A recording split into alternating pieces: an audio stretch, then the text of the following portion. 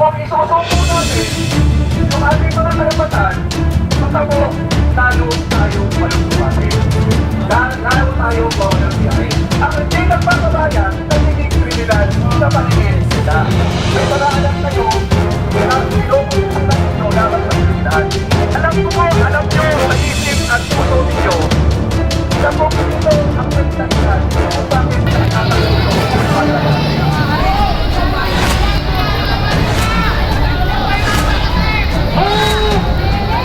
ayan, na Marciano, ito po ay sinatalsik ng taong bayan.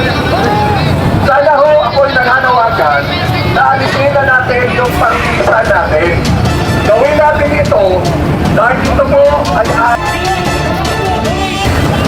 dakilang bayani na nakipaglaban sa revolusyon para sa ating bayan.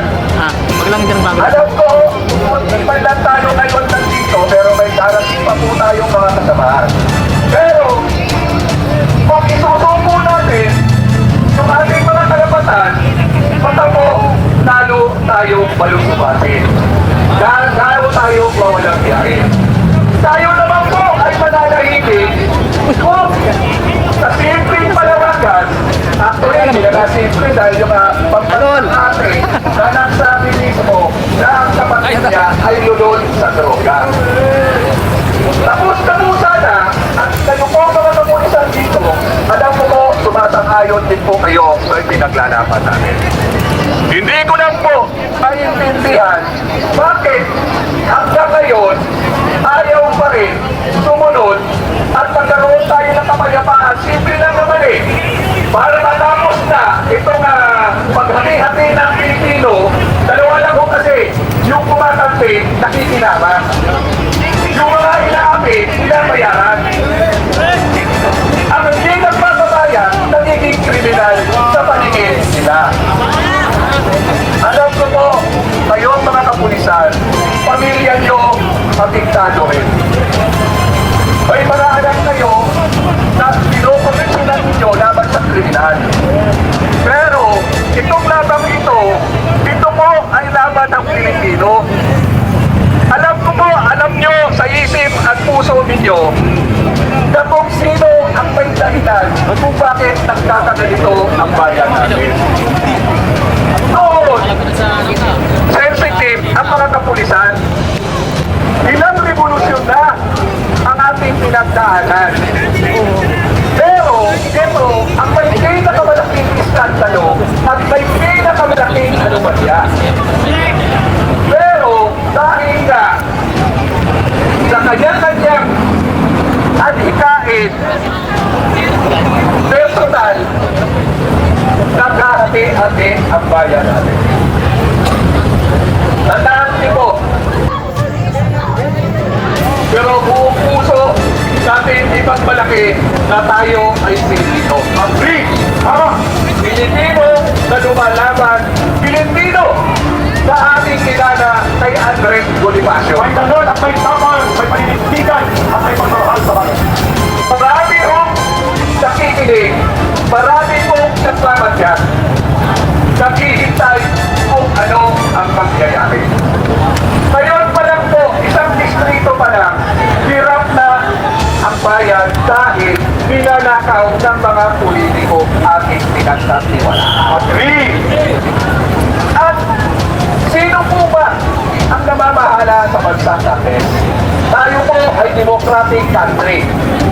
Demokrasya ang humihiran sa atin. Demokrasya na binigyan ng karapatan, binigyan natin ng karapatan ang mga naglilingkod sa atin ngayon. Yung power nila ay naglilinig sa tao. At ang purpose niyan, kaya binigyan natin sila, pinagkatiwalaan natin sila para paglingkuran tayo. Ngayon, tanong ko, naglingkod ba sila sa atin? Sino ba ang pumundan?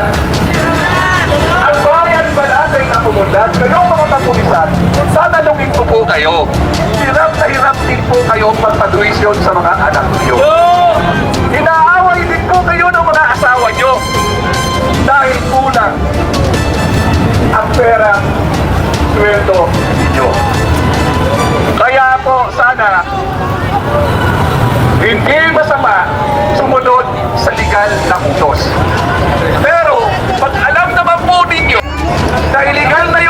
Marcos, gamitin niyo lang po sana ang puso at isip ninyo at alalahanin niyo yung pamilya niyo.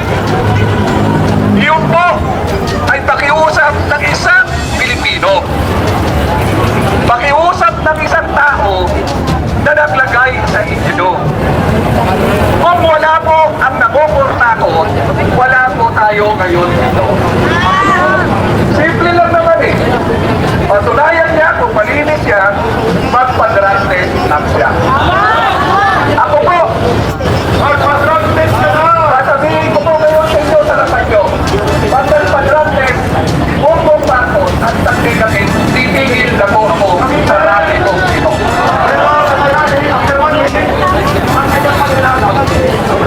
Kasi ho, kung nasa matinong pag-iisip siya, hindi po magyayari ang kurakot dito, kurakot tuon, at hindi rin po mapapabayaan ang ating bansa.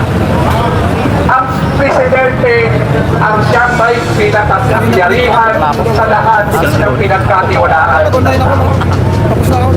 At nakalagay din po sa Bill of Rights natin sa ating konstitusyon, pag mayroong aggression, opresyon, pagluloko sa taong bayan o sa gobyerno, karapatan po natin na tayo po ay tumayo, lumabas, magsalita at ihayag ang mga dismaya at anomalya sa ating gobyerno.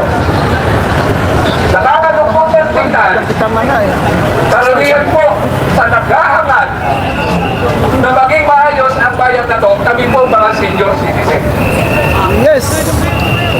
Kaming mga senior citizen ang tumatayo para sa susunod na henerasyon. Saksi po ko sa lahat ng people's power. Pero sa lahat ng kasaksiyan ko, ito yung pinakamalasuman. Ito yung palawakan sa kuwatan ng mga taong gobyerno. Ako ho ay nananawagan sa lahat ng mga nanonood ngayon. Alam ko po, hirap na rin kayo. Alam ko po na nangarap din kayo na umasenso ang buhay at ang pamilya natin. Hindi po sapat na tayo po ay manahimik. Habang kayo, karamihan sa atin ay